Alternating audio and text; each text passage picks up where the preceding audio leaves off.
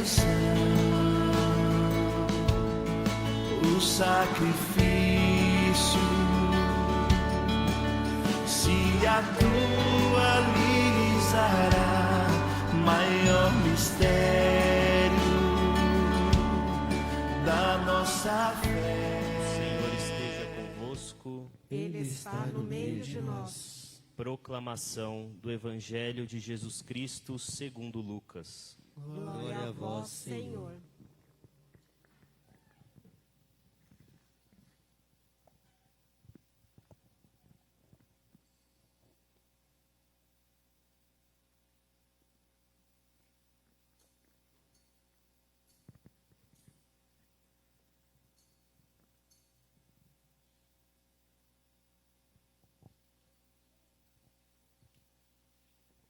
Naquele tempo, as multidões perguntavam a João: que devemos fazer?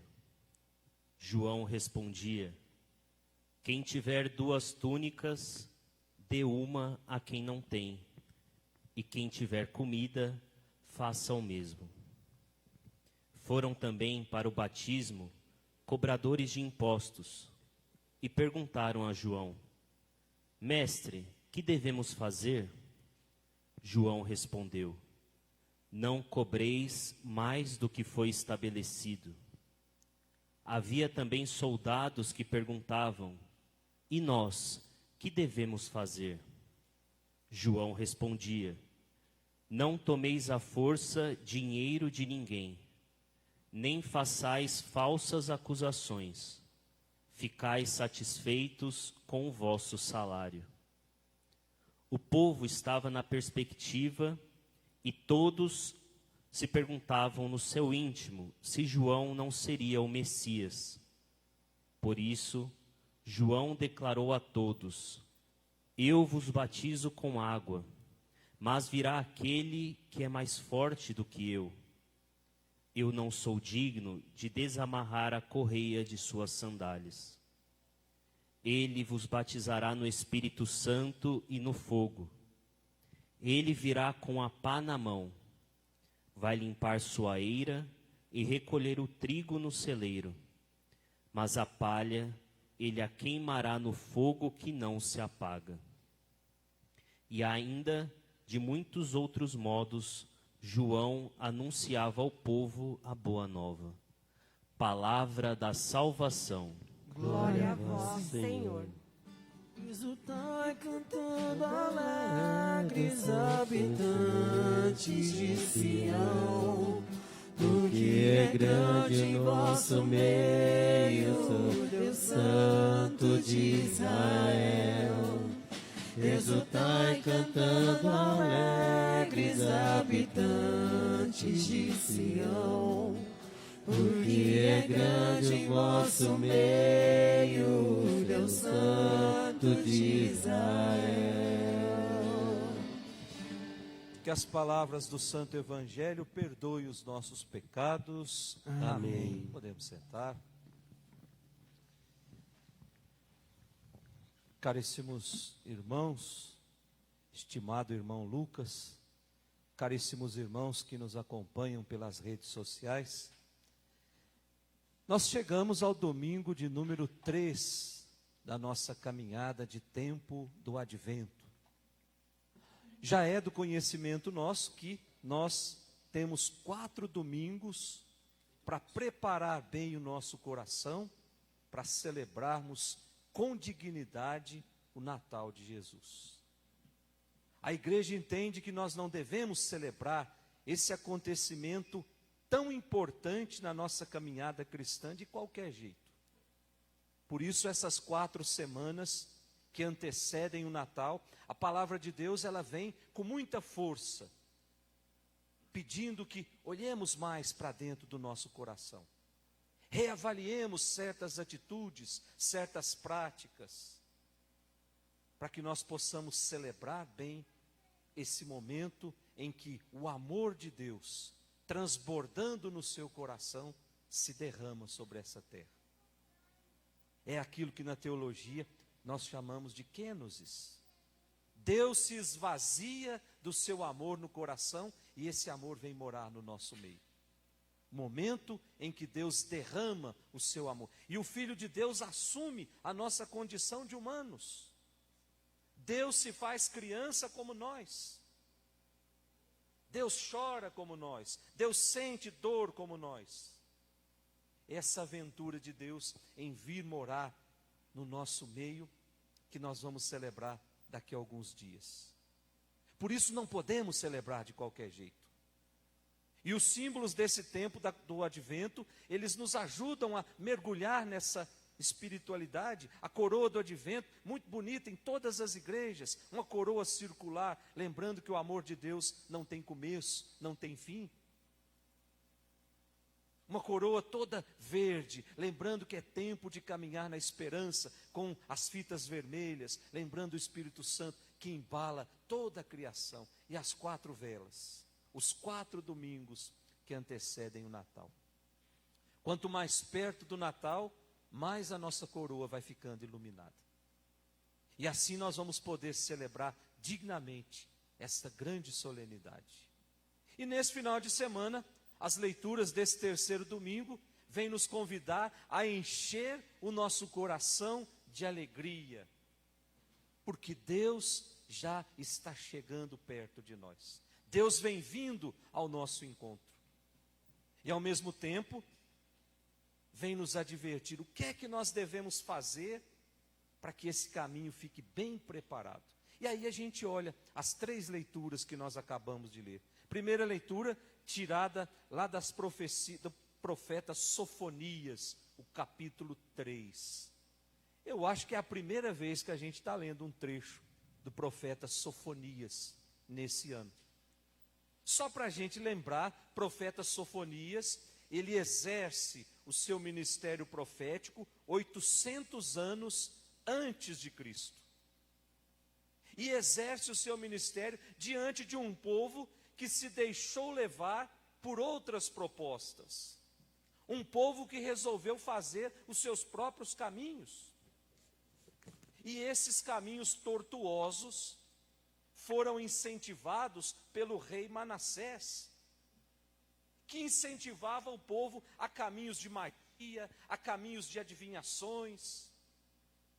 E aí, quando trocou o rei Manassés foi morto, veio outro rei, mas ele não conseguiu limpar aquilo do coração das pessoas. Aquilo já estava impregnado na vida do povo. Então Sofonias, ele ataca todo esse tipo de coisa, magias, idolatria, injustiça, abuso de autoridade, adivinhações. O profeta Sofonias, ele ataca tudo isso, mas a intenção dele não era somente dizer que Deus vai castigar quem trilhar caminhos longe dele. A proposta de Sofonias é outra. Ele convida o povo a uma mudança de vida, é um apelo à conversão. E ele diz que o primeiro passo para que eu possa ir para o céu é esse: eu preciso mudar de vida. Ninguém entra numa festa sujo, ninguém entra numa festa bonita, fedendo. Então o primeiro passo é tomar um banho da misericórdia de Deus. Só assim eu estou preparado para vestir essa roupa novinha que Deus quer me dar. É um apelo à conversão. A salvação, ela acontece na nossa vida. É um dom gratuito que Deus nos oferece. Mas eu preciso dar esse passo. Eu preciso tirar do meu coração aquilo que não é de Deus. Aquilo que é mania minha. E aí aqui a gente abre um parênteses para dizer: quantos corações estão mergulhados no ódio, estão mergulhados na falta de amor, estão mergulhados na falta de perdão, na murmuração. Quantos corações estão bichados? E aí na noite do Natal, as portas vão estar totalmente fechadas e Jesus vai bater na porta. Mas aquilo que eu guardei lá dentro não deixa essa porta ser aberta. Por isso nós precisamos fazer essa faxina no nosso coração. Então o profeta pede ao povo que se volte para Deus, que viva de acordo com os compromissos assumidos. E que compromissos são esses hoje para nós? Se o texto foi escrito 800 anos antes de Cristo, quais são os compromissos do cristão hoje? São aqueles que nós assumimos lá no dia do nosso batismo. Ah, mas nós éramos tão crianças que eu não lembro mais o que eu assumi. Os padrinhos assumiu por mim. Os padrinhos têm a obrigação de dizer: olha, você assumiu um compromisso de ser a luz do mundo. Você precisa iluminar onde o mundo insiste em escurecer. Você precisa ser o sal da terra. Você precisa dar sabor onde o mundo já azedou. Ser sal da terra e ser luz do mundo é o primeiro compromisso nosso, enquanto batizados, enquanto pertencentes a essa grande família dos seguidores de Jesus. Eu preciso assumir de novo, ou reassumir de novo esse compromisso. Eu preciso ser a luz para iluminar a escuridão que está caminhando a minha família. Eu preciso ser o sal para dar sabor onde as coisas não têm mais sentido. A minha presença de cristão batizado precisa fazer a diferença nos lugares onde é tudo relativizado. E aí o profeta continua: só assim nós poderemos ser felizes. E aí que tem o texto que ele convida à alegria. Essa alegria que vem de Deus, porque o amor de Deus venceu. Deus vai morar no meio do seu povo. E isso é motivo de alegria. E aí lá no versículo 14, ele termina dizendo, ou melhor, no versículo 15: o Senhor revogou a sentença contra ti, afastou teus inimigos, o rei de Israel é o Senhor, ele está no meio de ti. Olha que coisa bonita, gente. Nós repetimos isso em todas as missas. Quando o padre diz: o Senhor esteja convosco, nós respondemos: ele está no meio de nós. Recordando o profeta Sofonias. E quando ele está no meio de nós, é a certeza de que ninguém consegue apagar o amor de Deus na nossa vida. Ninguém consegue apagar o amor de Deus no nosso coração quando ele está no meio de nós. Por isso nós somos convidados a nos deixar contagiar por esse amor, a nos deixar embriagar por esse amor, a entrar nessa dinâmica de alegria que propõe essa primeira leitura. Nós somos convidados a tomar posse dessa certeza. O que vai transformar o mundo é o amor, não é o medo. O medo nos paralisa, o medo nos faz inseguros, o medo causa sofrimento. Ao passo que o amor não. O amor nos faz crescer, o amor nos torna mais humanos, o amor nos torna mais solidários. E quando nós tomamos posse dessa certeza de que Deus está enamorado de nós, aí o nosso coração precisa se encher de alegria. Olha só os namorados como se comportam. Eles fazem de tudo para um fazer o outro feliz.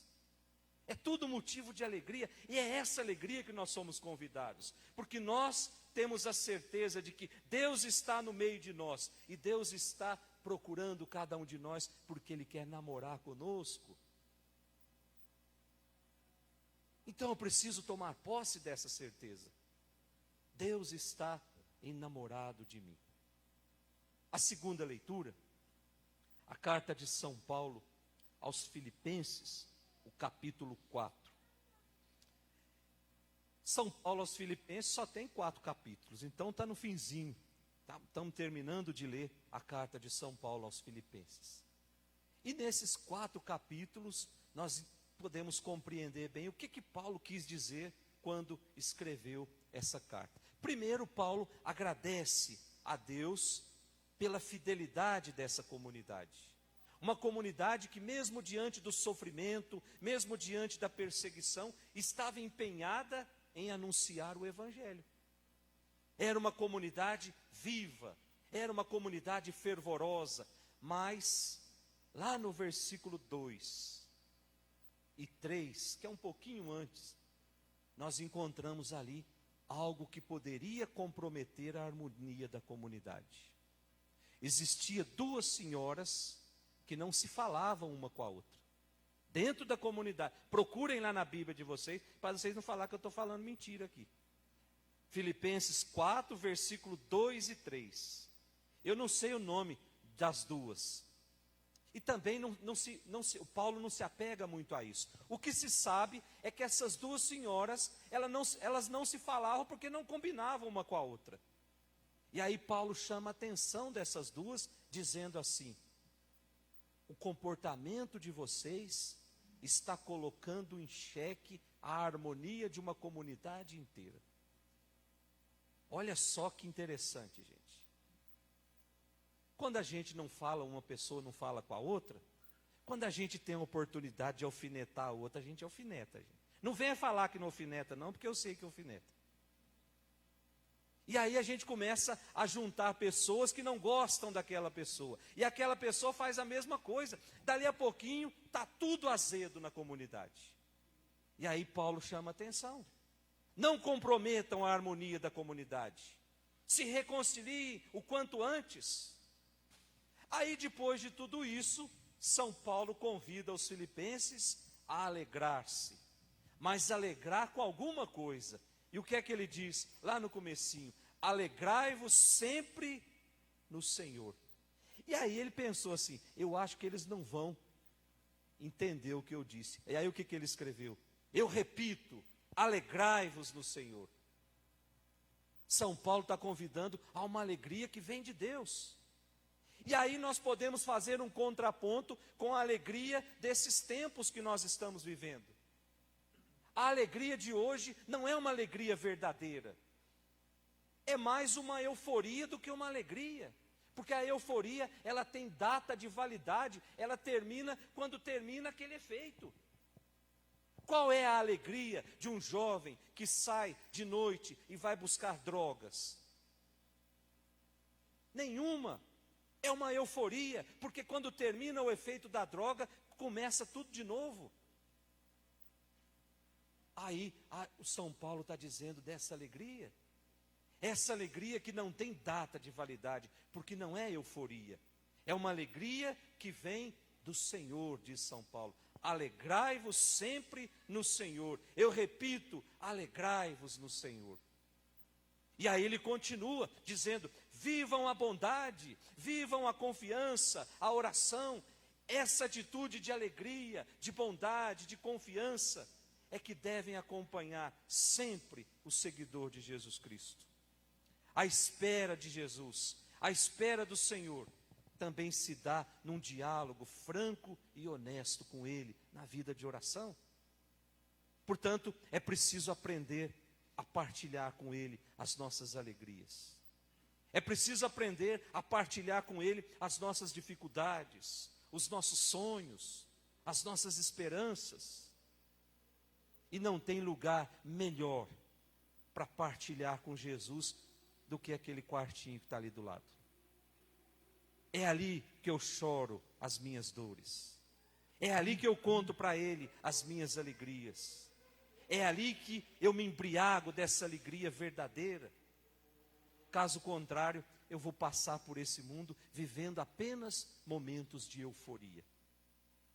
E aí o meu Natal vai terminar no dia 24 ou no dia 25 de dezembro.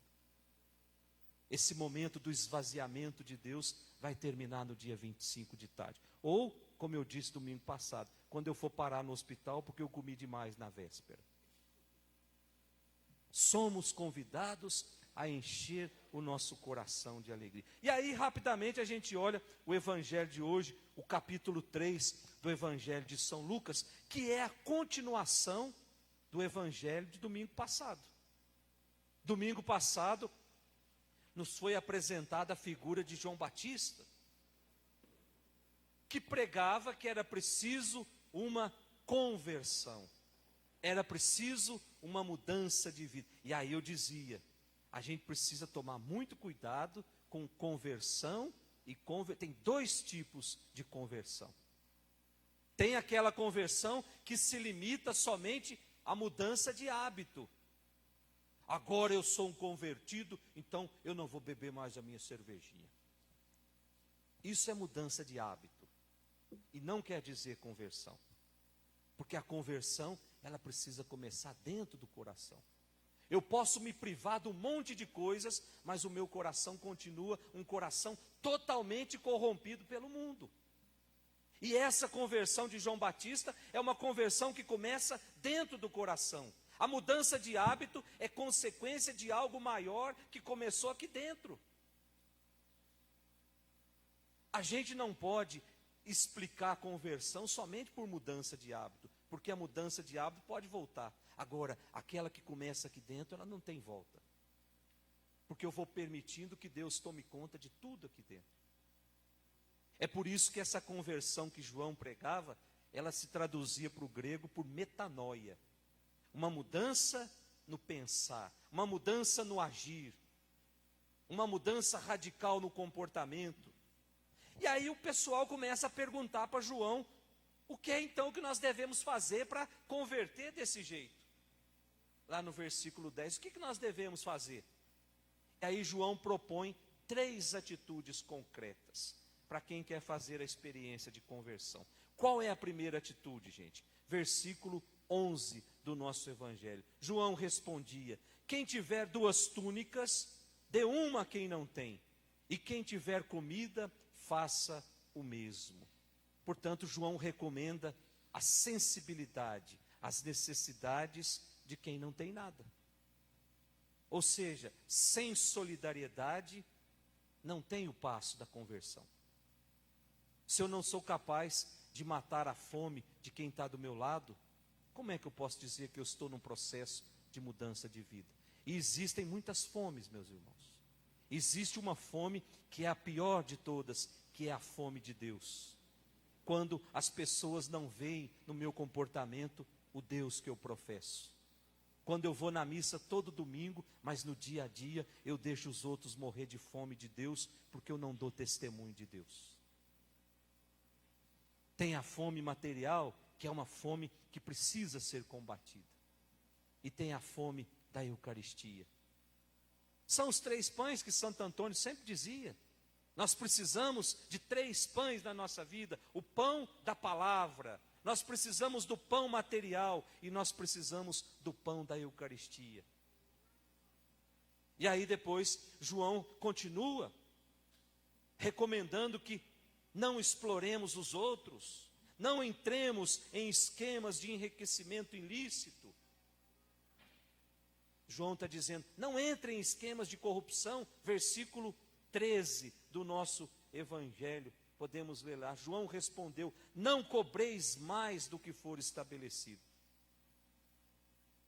E depois João pede que não usemos de violência, que não abusemos de poder contra aqueles que são mais fracos. Versículo 14 do nosso evangelho de hoje. Havia também soldados que perguntavam: e nós, que devemos fazer? João respondeu: não tomeis à força dinheiro de ninguém, nem façais falsas acusações. Ficais satisfeitos com o vosso salário. Com isso, João quer dizer que tudo aquilo que atenta contra a vida dos irmãos é um crime contra Deus. Não precisava nem João dizer isso. Isso deveria já estar implícito na nossa vida. Tudo aquilo que vai contra aqueles que são menos favorecidos é um crime contra Deus. E aí, a partir do versículo 15, João anuncia a chegada do batismo no Espírito Santo, que era diferente do batismo de João. O batismo de João é apenas uma proposta para mudança de vida. Mas o batismo de Jesus é receber essa vida nova, que é capaz de transformar o homem todo escangalhado pelo mundo num homem novo. Esse é o sentido do batismo de Jesus, que é capaz de transformar o egoísmo em partilha, que é capaz de transformar o ódio em amor, a vida de pecado numa vida santa. Portanto, essa vida nova, essa vida purificada pelo fogo que nós somos convidados a abraçar. E a comunidade vai experimentar essa vida lá no dia de Pentecostes, quando o Espírito Santo é derramado sobre a comunidade reunida. Meus irmãos, Vamos pedir para Deus essa graça nessa Eucaristia que nós estamos celebrando. Que esse mesmo Espírito que desceu lá em Pentecostes possa descer sobre nós, possa nos reanimar, possa nos orientar, possa encher o nosso coração de certeza de que nós não estamos abandonados por Deus, nós não estamos passando por esse perrengue sozinhos. Deus está conosco. E é nesse Espírito, e nesse Espírito, nós devemos alegrar o nosso coração, atendendo sempre ao apelo de São Paulo, porque o Senhor está próximo de nós. Meus irmãos, fora de Deus não existe alegria verdadeira. Que o Espírito Santo, essa luz que vem do alto, nos explique todas essas palavras. Em nome do Pai, do Filho e do Espírito Santo. Vem Espírito abrir